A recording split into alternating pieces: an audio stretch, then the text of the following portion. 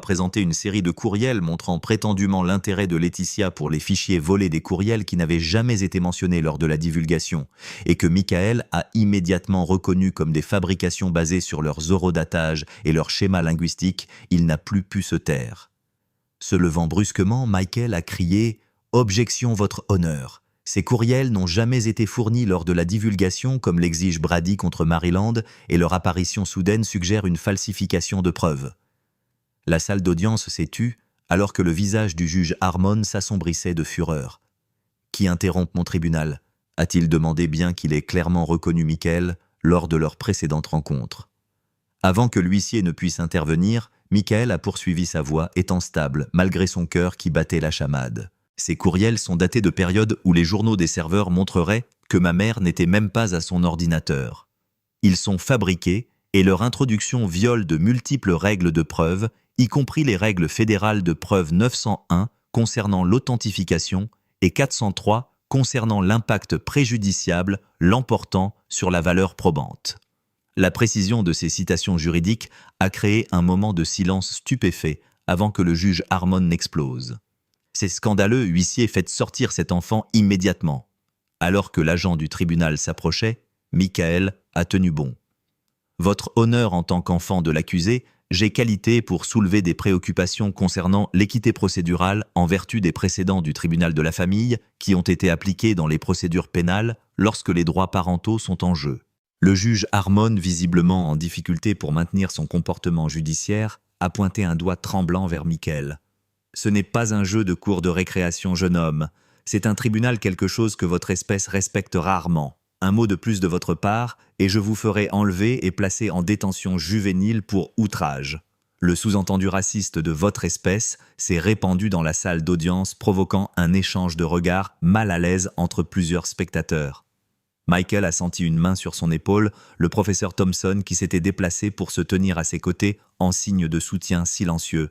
« Avec tout le respect que je vous dois, votre honneur », a répondu Michael, sa voix restant d'une manière ou d'une autre stable malgré la rage et la peur qui le traversaient. La loi s'applique également à tous indépendamment de leur espèce. La simple dignité de sa réponse a mis en évidence les préjugés du juge beaucoup plus efficacement que toute réplique colérique n'aurait pu le faire. Pendant l'interruption qui a suivi, demandée par le juge Harmon soi-disant pour examiner les courriels contestés, mais en réalité pour reprendre ses esprits, l'avocat Feldman s'est approché de Michael avec une panique à peine contenue. « Qu'est-ce que tu fais ?» a-t-elle sifflé. « Tu aggraves la situation.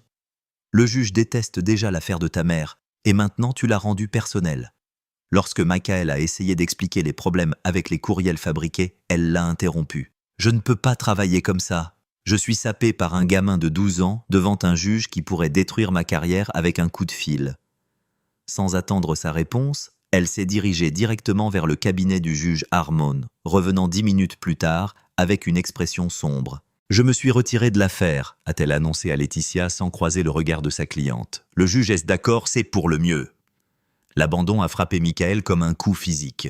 Sans représentation, les chances déjà minces de sa mère s'évanouiraient complètement. Le juge Harmon, revenant au banc avec l'expression satisfaite d'un prédateur flairant une proie blessée, s'est adressé à la salle d'audience avec une fausse inquiétude. Il semble que Mademoiselle Carter n'ait plus d'avocat. Sans représentation, nous avons deux options. Elle peut accepter la généreuse négociation de plaidoyer que l'État a offerte ou elle peut se représenter elle-même. Quel sera votre choix, Mademoiselle Carter ?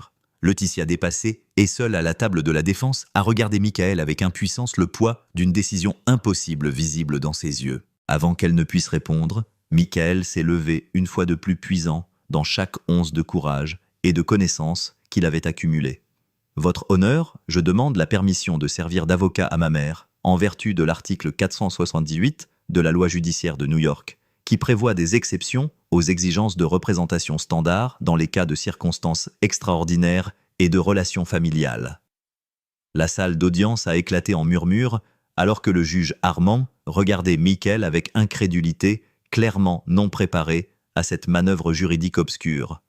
Après avoir conféré à la hâte avec son greffier, qui a confirmé que la disposition existait bien qu'elle ait rarement été invoquée dans les temps modernes,